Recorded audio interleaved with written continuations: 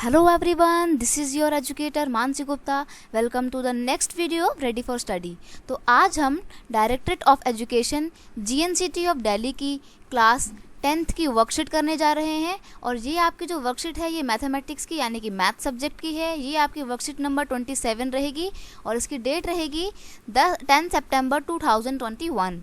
ठीक है, तो यहाँ पर आपको अपना नाम लिखना है, यहाँ पर आपको अपने टीचर का नाम लिखना है जो आपको ये सब्जेक्ट यानी कि मैथ्स पढ़ाते हैं. तो आज की जो हमारी वर्कशीट है इसका टॉपिक रहेगा पाइथागोरस थ्योरम. ठीक है, तो पाइथागोरस जो है एक बहुत बड़े मैथमेटिशियन थे. ठीक है, तो हम ज़्यादा डिटेल में ना जाते हुए सिर्फ इतना पढ़ेंगे कि बेसिकली पाइथागोरस में क्या होता है. तो मैं बस आपको ये बताऊंगी कि पाइथागोरस क्या होता है ना. हम एक राइट एंगल ट्रायंगल की बात करते हैं. राइट एंगल ट्रायंगल वो जिसमें एक एंगल जो होता है वो 90 डिग्री का होता है. ये वाला 90 डिग्री का होगा. ठीक है, तो पाइथागोरस जो है वो थ्योरम ये बताती है कि इसमें जो ये है ना आपका हाइपोटेनियस, ये वाला ये हाइपोटेनियस का स्क्वायर आपके परपेंडिकुलर के स्क्वायर के और बेस के स्क्वायर के बराबर होगा. ठीक है, इन दोनों के स्क्वायर के सम के बराबर होगा आपका परपेंडिकुलर हाइपोटेनस का स्क्वायर. ठीक है, तो हम इसके डायरेक्ट क्वेश्चन आंसर पे पहुंचते हैं. ये आपकी वर्कशीट नंबर 27 है. पहला क्वेश्चन क्या है आपका? पहला क्वेश्चन दिया हुआ है a floor of 13 metre long ladder leaning against a vertical wall is 12 metre away from the base of the wall. Find the height of the point on the wall where the top of the ladder reach. तो वो ये बोल रहा है आपको कि question में कि आपको जो है ना एक लैडर की हाइट दे रखी है, उसका आपको हाइपोटेनस दिया हुआ है. वो बोल रहा है बेस निकालना है आपको. ठीक है, तो बेस निकालने के लिए हम यहाँ पे पाइथागोरस थ्योरम का इस्तेमाल करेंगे. यहाँ पे आप लिख लीजिएगा बाय द पाइथागोरस थ्योरम.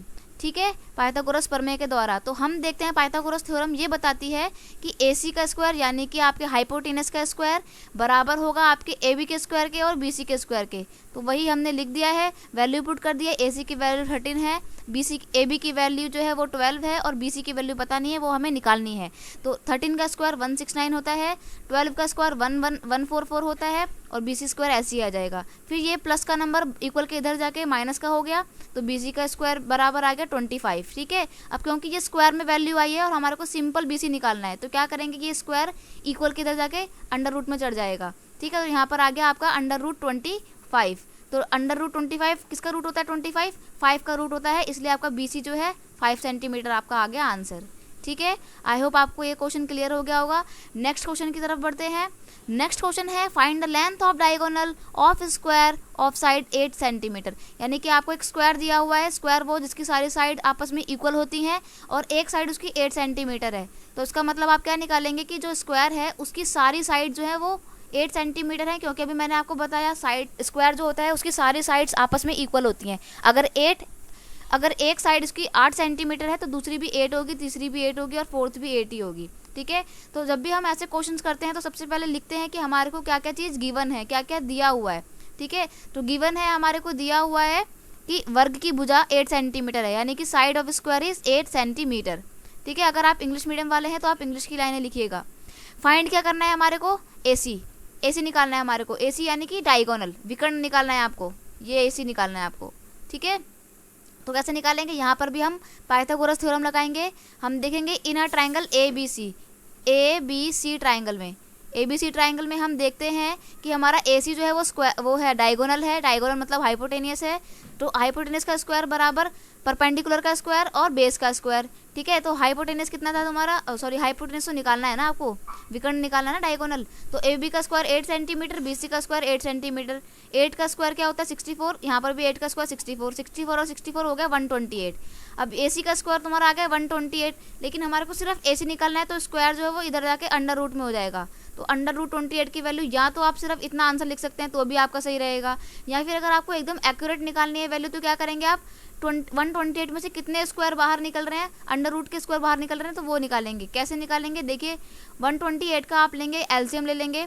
फिर 2 से मैंने एलसीएम लिया, जोड़े बना दिए. तो एक जोड़े से एक 2 बाहर निकला, इस जोड़े से एक और 2 बाहर निकला, इस तीसरे जोड़े से एक और 2 बाहर निकला. इसका जोड़ा नहीं बन पाया इसलिए मैंने इसको अंडर रूट 2 में लिखा है. ये देखिए ये 3 बार 3 जोड़े में से 2 निकल के बाहर आ गया था, तो 3 बार 2 लिख दिया। और ये वाला जोड़ा नहीं बन पाया था, इसका पेयरिंग नहीं हो पाया था, इसलिए इसको मैंने √2 ही लिख दिया। तो 2 टू ज़ा 4 और 4 टू ज़ा 8, 8√2 इसका आ जाएगा आंसर। ठीक है, 8√2 सेंटीमीटर इसका आ जाएगा आंसर। या तो आप ये भी लिख सकते हैं या फिर आप ये भी लिख सकते हैं, दोनों ही आंसर आपके बिल्कुल ठीक रहेंगे। ठीक है, बढ़ते हैं नेक्स्ट क्वेश्चन की तरफ। नेक्स्ट क्वेश्चन है ABC is a isosceles triangle. Isosceles triangle वो ट्राइंगल होते हैं जिसकी सिर्फ 2 साइड आपस में इक्वल होती हैं। ठीक है, आइसोसेल्स वो होते हैं जिसकी तीनों इक्वल होती हैं, और आइसोसेलेस वो होते हैं जिसकी सिर्फ 2 साइड इक्वल होती हैं। ठीक है, तो ABC is a isosceles triangle, right angle triangle है वो। ठीक है, at C prove that AB square equal to AC square. तो देखो आपका जो है आइसोसेलेस ट्राइंगल बनाना है आपको एक। ठीक है, उसमें आपका जो C है वो परपेंडिकुलर होगा, यानी कि C जो है उसमें 90 डिग्री का एंगल बन रहा होगा, राइट एंगल ट्राइंगल बन रहा होगा। ठीक है, और हमारे को प्रूव करना है क्या, पहले तो हम देखते हैं कि हमारे को दिया क्या है। तो दिया हुआ है कि AC जो है वो बराबर है BC के। ठीक है, AC बराबर BC है, तो हमारे को क्या प्रूव करना है कि जो AC है ना, ये AB जो है हाइपोटेनियस जो है, इसका स्क्वायर बराबर होगा इन दोनों साइड्स के स्क्वायर के। तो यहाँ पे हम पाइथागोरस थ्योरम लगाएंगे इन ट्राइंगल ABC। ठीक है, AB हो जाएगा तुम्हारा AB स्क्वायर बराबर CB का स्क्वायर प्लस AC का स्क्वायर, ये पाइथागोरस थ्योरम होती है। अब उसने हमारे को बोला है कि AC बराबर AB है, तो अगर मैं CB को फिर से AC लिख लूँ तो कोई दिक्कत थोड़ी है, क्योंकि जब मुझे पता है कि दोनों बराबर हैं तो मैंने CB की जगह यहाँ पे भी AC लिख लिया। अब देखो AC और AC 2 बार AC हो गया, तो मैंने 2 AC लिख लिया। तो AB का स्क्वायर बराबर आपका हो जाएगा 2 AC का स्क्वायर। तो हमारा प्रूफ हो गया, तो इसलिए लिखा मैंने सिद्ध हुआ या फिर हैंस प्रूफ। ठीक है, आई होप आपको पूरा समझ में आ गया होगा। चलो, अगर आपको पसंद आया है वीडियो तो अपने दोस्तों के साथ शेयर कीजिए, चैनल को सब्सक्राइब कीजिए, वीडियो को लाइक कीजिए, कमेंट कीजिए और मुझे बताइए कि ऐसी शॉर्ट वीडियो आपको कैसी लगी। मैं रोज आपके लिए ऐसे ही सिर्फ आंसर्स की वीडियो लेकर आते रहूँगी। ठीक है, मिलते हैं नेक्स्ट वीडियो में, तब तक के लिए thank you so much, bye bye.